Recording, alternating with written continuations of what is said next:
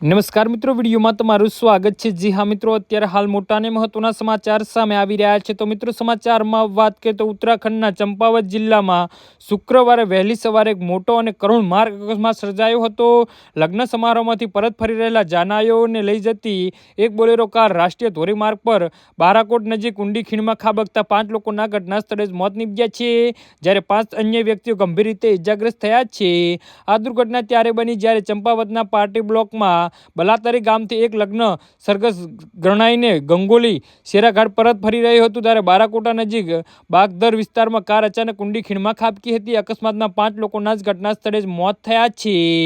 કારમાં સવાર ડ્રાઈવર દિવિત પાંડે સહિત ધીરજ ઉમયાલ, રાજેશ જોશી, ચેતન ચોમ્બે, એનપી રામદત્ત ગંભીર રીતે ઇજાગ્રસ્ત થયા છે। તેમને લોહાઘાટ સબ જિલ્લા હોસ્પિટલમાં દાખલ કરવામાં આવ્યા છે।